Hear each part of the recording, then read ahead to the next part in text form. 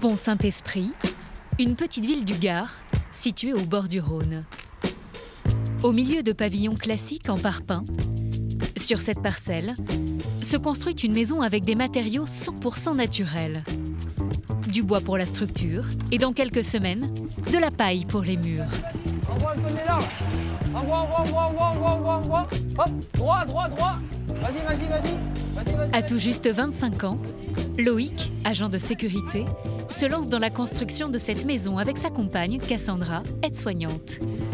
Le chantier a démarré il y a 4 mois pour construire le toit avec des tuiles de récupération. Aujourd'hui, un couple d'amis est venu en renfort. C'est The copine, ça. J'ai pas le choix, surtout, ouais. Elle sait qu'il y a du bon vin, donc c'est pour ça la rend. Tu la charpente, hein? Je monte pas sur toi, moi. Mais le pilier du chantier, c'est le père de Loïc, Didier. Non mais moi je vais y aller là-haut, mais à Cassandra ils vont rester. Ah voilà. Ouais, je vais laisser ces dames les passer. Marbrier de métier, il assiste son fils pendant toute la durée des travaux. Si Loïc se lance aujourd'hui, c'est un peu grâce à lui. J'ai appris à travailler, oui, à mes enfants, à prendre les outils en main. Dès l'âge qu'ils étaient petits, ils ont fait leur cabane à poules, ils ont fait beaucoup de choses de leurs mains, en étant toujours à côté d'eux, mais je les ai habitués à travailler avec les outils. C'était vraiment des bons souvenirs, clairement, hein. Aujourd'hui, le fait de bricoler avec mon père, c'est l'effet inverse, c'est-à-dire que je lui informe de ce que l'on va faire aujourd'hui, alors qu'étant petit, c'était lui qui m'informait de ce qu'on allait faire de la journée. Une maison écologique de 100 mètres carrés comme celle-ci coûte 180 000 €. C'est 60 000 € plus cher qu'une maison en parpaing bas de gamme. Mais si Loïc et Cassandra ont choisi la paille, alors qu'ils ne sont pas particulièrement écolos, c'est avant tout pour faire des économies de chauffage. On s'était renseigné un petit peu là-dessus, sur les maisons passives, etc. Et puis on s'est aperçu que la paille, elle garde énormément la chaleur, en fait. La paille, ça m'a fait penser à mon grand-père parce que quand il était petit, il a vécu dans une maison en paille. Parce qu'il est issu d'une famille de paysans, donc ils élevaient des bêtes. Il a dit que je pouvais avoir confiance, que j'allais avoir chaud, que j'allais être bien. Et du coup, bon, ça m'a rassurée un petit peu. Après, j'attends vraiment, parce que je suis très frileuse. Donc, du coup... L'objectif, il est que sur une longue durée, on est vraiment moins cher parce qu'on va moins chauffer. Et donc, du coup... On va s'y retrouver en économie en fait, voilà, d'énergie. on s'y retrouve. Le pari, c'est d'arriver à chauffer toute la maison avec un simple poêle à bois. Ils ont dessiné leur plan avec un architecte spécialisé dans l'habitat écologique. On se trouve dans la partie qui va être salon et cuisine avec une grande baie vitrée de 3,80 m qui va se trouver plein sud. Une baie vitrée de 2,40 m qui va se trouver côté ouest. Des baies vitrées pour que le soleil chauffe la maison en hiver et une avancée de toit pour éviter qu'elle ne surchauffe en été. Parce qu'il faut savoir que le soleil n'a pas la même hauteur en hiver et en été. Et donc on a une avancée, casquette de toit, de 1,20 m sur la partie sud. Du coup, avec cette casquette, ça nous permettra de nous abriter du soleil l'été pour éviter d'avoir trop d'exposition au soleil l'été, donc la chaleur après qui rentre à l'intérieur de la maison. Et pour une isolation optimale, une ossature en bois et des bottes de paille. Au niveau de l'épaisseur des murs, du coup, on va être sur 50 cm de paille. Le mur en paille a un pouvoir isolant 1,5 fois supérieur aux normes imposées dans le bâtiment. Tu me fais passer la visseuse des visseuses, s'il te plaît, aussi? Elle est là. L'entreprise spécialisée vient dans 2 semaines pour poser la paille. Mais il faut que le toit soit terminé. Alors le couple sacrifie tous ses week-ends aux grandes dames de Cassandra. Tiens, on serait pas mieux à Avignon, là? En train de siroter un mojito. Vous deviez être où aujourd'hui?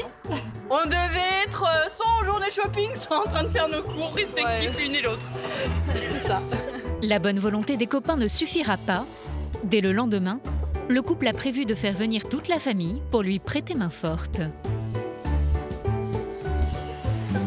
Près de Montélimar, Loïc et Cassandra vivent pour l'instant chez les parents de Loïc, à une demi-heure du chantier.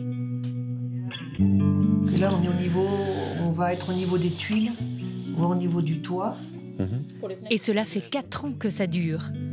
Cassandra commence à trouver le temps long. Mais il n'était pas question pour Loïc de perdre de l'argent dans une location. En vivant ici, il a pu épargner 80 000 €, puis emprunter 150 000 € à la banque, de quoi financer le terrain et la maison. Oui, il y a les tasseaux à couper, il y a... Ouais. De toute façon, il y aura du monde pour passer les tuiles aussi. Ouais. Construire, un projet audacieux pour un si jeune couple. Mais ils peuvent compter sur le soutien de Didier et de Véronique. Ils sont débrouillards tous les deux, Tous les deux, donc oui, on tout à s'inquiète fait. pas, et puis on est là pour les aider s'il faut. Vous êtes à fond avec eux en fait. Ah, tout à fait. On est à fond, et c'est vrai que c'est un beau projet. Ouais. Et puis c'est son projet, donc c'est pas une maison qu'il a fait faire par quelqu'un, c'est des idées qu'ils ont eues eux et qui aboutit quoi à la fin.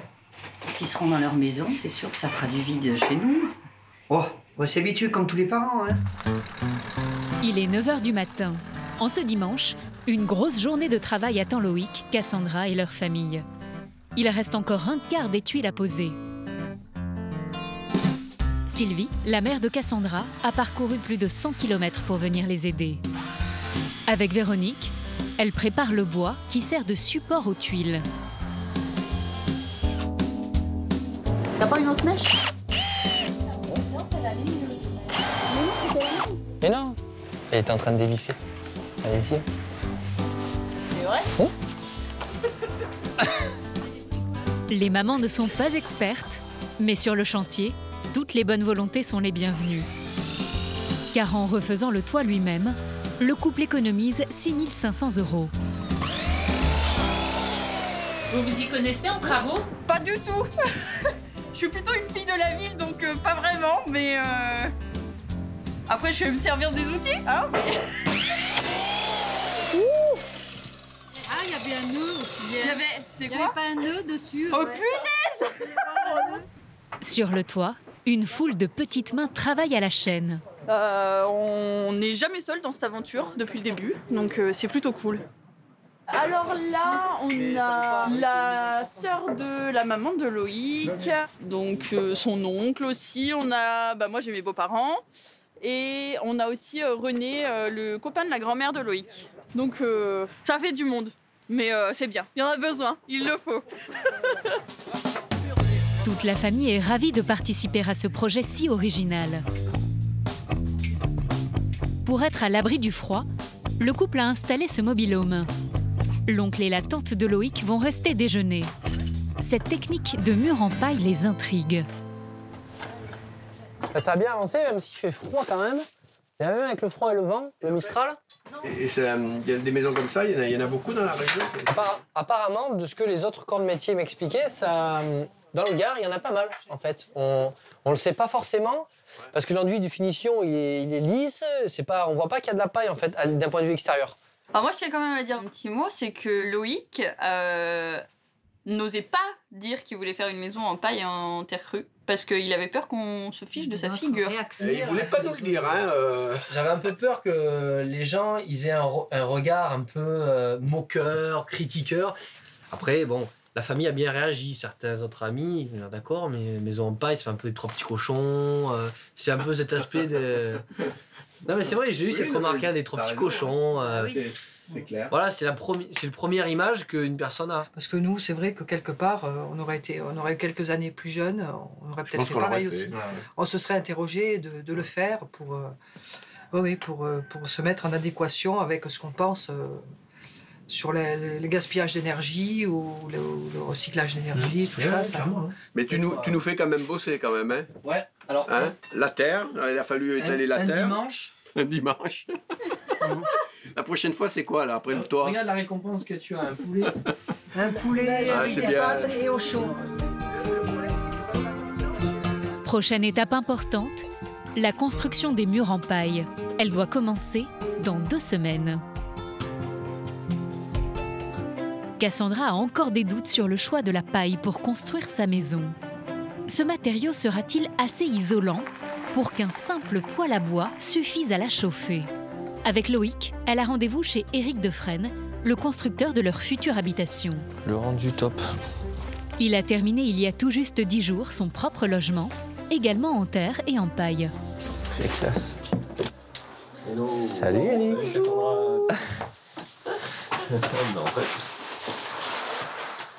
Ça va? Ça va. Il vit dans ses 300 mètres carrés avec sa femme et leurs 5 enfants. À peine arrivée, Cassandra fait le test d'enlever sa veste. J'ai envie d'enlever ma veste, je vais voir, je vais tester. Non mais il fait pas froid, il fait pas froid du tout. Oh punaise. Il fait beau. Ouais, carrément. Oh. Tu peux mettre ta main sur le poêle, tu verras, et ça chauffe pas du tout. Ah non, mais ça se voit qu'il chauffe pas. Hein. Ah non, mais on est bien. On est bien. Oh. Là, ça fait combien de temps du coup? 10 jours? On est ici? Non, que le poêle n'est pas allumé. Non, là, on a fait une petite flambée hier, mais 3 bûches comme ça. 3 bûchettes, ouais.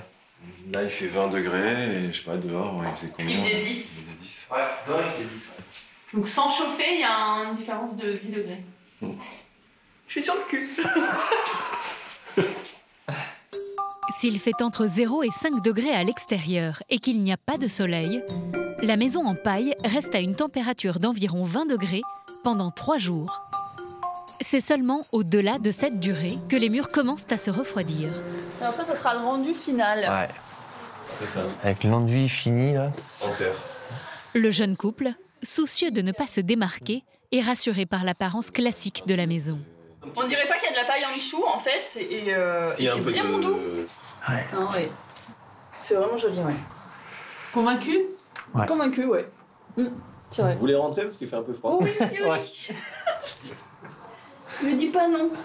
L'engagement d'Éric pour un habitat écologique date d'il y a déjà 30 ans. Et quelle température il faisait par exemple sur les Kerguelen? À l'époque, jeune ingénieur, il mesurait les conséquences du réchauffement climatique sur l'océan. -5. Moins 5. C'est quand même un peu froid. Il travaillait sur une base scientifique en Antarctique. Et les mesures qu'on faisait venaient confirmer les courbes de réchauffement. Donc on était, il y a 30 ans, face presque à une évidence, c'était on y va. Il y a ce réchauffement, il y a une inertie telle qu'il faudrait agir maintenant, donc il y a plus de 30 ans, pour l'éviter. Et puis je constatais que rien n'était fait. Je me disais, mais à quoi ça sert d'entretenir un système qui va droit dans le mur? Donc ma place, ça a été de montrer que des solutions étaient possibles et essayer de les mettre en œuvre. L'habitat contribue à 20% des émissions de CO2 dans l'atmosphère.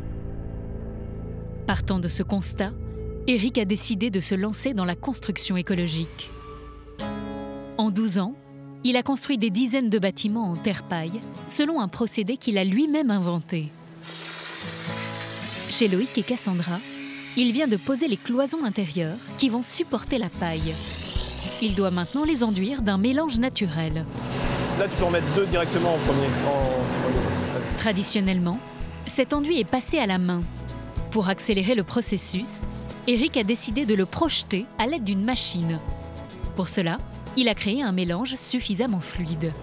On a un mélange de terre, de paille et de chaux. Et avec un peu d'eau et avec une machine de façade, machine de façadier. Très simple. Sur une maison comme ça, on peut passer 7-8 tonnes de terre. Et à la main, ça reste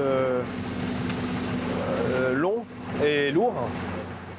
À la main, il aurait fallu 2 mois au minimum pour appliquer le torchis sur cette maison.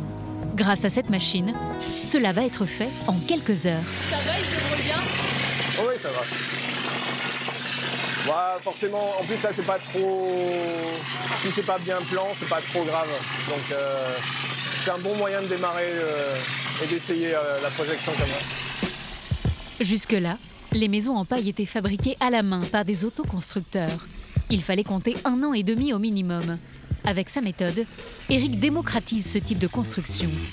Notre politique, c'est le changement d'échelle. Comment on passe de quelques maisons dans un milieu très militant à un plus grand nombre, parce que c'est un changement de société. Depuis quelques mois, Éric croule sous les demandes de particuliers. Son rêve est en train de devenir réalité. Une semaine plus tard, la paille a envahi le chantier de Cassandra et Loïc. Eric et ses ouvriers finissent de poser les 240 bottes de paille nécessaires pour construire les murs de cette maison de 100 mètres carrés. Ah ouais, ça a bien avancé. Hein. Wow, ça c'est... Ah ouais, puis ça tient, ça... Ouais, c'est bien fixé, hein, ils l'ont bien fait, quoi. Ouais, nickel, Eric, hein. Franchement, vous avez bien avancé, hein. On a vraiment l'impression d'être à la ferme, là, avec l'odeur de la paille et tout, c'est super agréable. Et non, moi j'adore, la paille, quand j'étais petite, j'y ai fait plein de bêtises dedans, donc du coup... bah voilà. Voilà, il faut tout le temps être réquisitionné de toute façon. Cassandra n'est pas très fan de travaux, contrairement à Loïc. Mais aujourd'hui, elle va apprendre à tasser la paille. Oh, sur la tête. Comme ça? Ouais. Ah. Oh, mais c'est déjà trop haut pour moi. Hey. Oh, Marc, hein, quand même. J'y arrive plus. Loïc, lui, pense avoir compris la technique du ballot.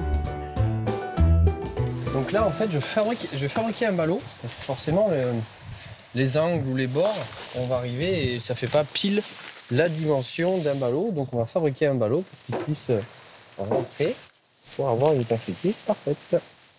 C'est une partie sympa, ça, la paille? Oh oui. Voilà. Là, on a un ballot redimensionné. Donc le ballot initial, ils sont de cette longueur-là. Donc là, on a un ballot qui fait 40 cm. C'est du Lego. Ne reste plus qu'à encastrer cette brique sur le mur. Comme ça. Eric n'a pas l'air convaincu. Mais Loïc, c'est pas possible, il est tout rond ton ballot. C'est pas un ballot ça. Tu veux pas comme ça? C'est un rond que t'as fait. Et ouais. Non, c'est pas la peine. N'essaye pas, tu peux recommencer. Eh bien, c'est le métier qui va rentrer. Pas grave. Allez, poubelle, et on refait. Une bonne ouvrier que vous avez là. Je peux y apprendre. Une fois le ballot encastré, il faut le maintenir avec des tasseaux de bois fixés au mur. Ça fait un vrai mur, solide et efficace. Voilà. Ces murs, composés de 40 cm d'épaisseur de paille, seront ensuite enduits de torchis. Contrairement à l'histoire des 3 petits cochons, ils sont très résistants. La plus ancienne maison en paille a été construite il y a 100 ans à Montargis, dans le Loiret. Du coup, Eric, là, au niveau du planning, ça va donner quoi la semaine prochaine? On passe la débroussailleuse pour que le mur soit vraiment droit. J'aime bien cette phase aussi. Il n'y a plus un brin de paille qui dépasse, là, c'est beau. Et puis il y a quelques petits trous quand même à combler. Puis sinon, on enduit et c'est fini. Si la société d'Eric a presque terminé sa partie, Loïc et Cassandra, eux, sont loin d'avoir fini. Bon, bah voilà. Donc plus que l'intérieur maintenant. Là, il va rester projeter la ouate de cellulose pour la partie isolation, les combles. Il reste le sol. Il reste le sol à poncer. Il reste les cloisons. Et ensuite l'aménagement. Et après, l'aménagement et les peintures, bien évidemment. Donc pronostic pour l'emménagement? Juillet maximum. Loïc est moins optimiste, car c'est lui qui va faire l'essentiel des travaux. La maison sera-t-elle aussi bien isolée que l'espère Cassandra? La maison en terre-paille de Loïc et Cassandra est sur le point d'être terminée. C'est 2 mois de plus que ce qu'espérait Cassandra. En plus de son emploi, Loïc a sacrifié ses week-ends pour faire les cloisons intérieures, l'isolation des combles, les peintures et la salle de bain. Dans la cuisine, il ne manque plus que l'évier et le plan de travail. Du sur-mesure, fabriqué dans l'atelier du père de Loïc, marbrier de métier. On va décharger. Ce matin, Didier est fier de livrer le fruit de son travail, un objet de belle facture en granit d'une valeur de 4 000 €. Regarde ton rétro. Attends. Oh, papa! Oh! Oh, ben. Ah, bah là, c'est mort. Mais qu'est-ce que t'as fait?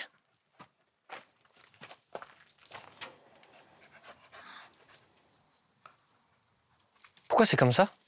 Putain. Oh merde. Oh putain. Ah putain de merde. Allez, je repars. Ah putain. Mais pourquoi t'as fait... Je comprends pas, pourquoi il est tombé là? Pourquoi il est tombé? Les secousses. Et ah merde. T'avais pas de... Si, j'avais les coussins là, il y a 2 minutes. Et tu les as enlevés? Ouais.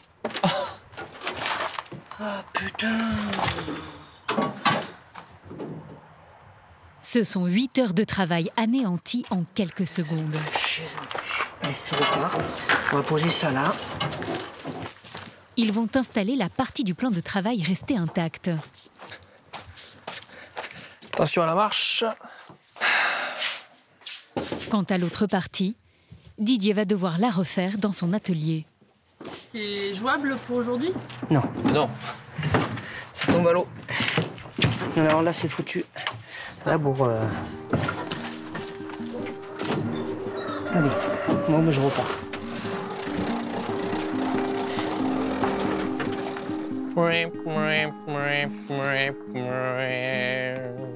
Quand il y a des jours, ça va, et il y a des jours qui vont pas dans le bâtiment.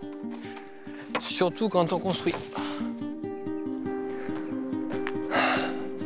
Loïc n'en est pas à sa première galère. Au bout d'1 an de chantier, il a compris pourquoi un couple sur 10 se sépare pendant les travaux. J'avais peut-être pas évalué la quantité de galères et voilà quoi, être bien solide dans son couple pour pouvoir y arriver quoi. Par exemple, si tu bricoles trop, ça c'était mon problème, moi je bricolais trop en fait. Et Cassandra elle me dit stop. Et je dis ouais mais attends, si tu veux qu'on ait notre indépendance, il faut que je bricole quoi. Si tu veux que la maison avance, il faut qu'on bricole. Et du coup, eh ben ouais d'accord, je comprends bien et tout, mais il faut qu'on parte quand même un peu. On partait pas en week-end, on prenait pas du temps pour nous deux. Ah, le moral il est un peu à terre quoi.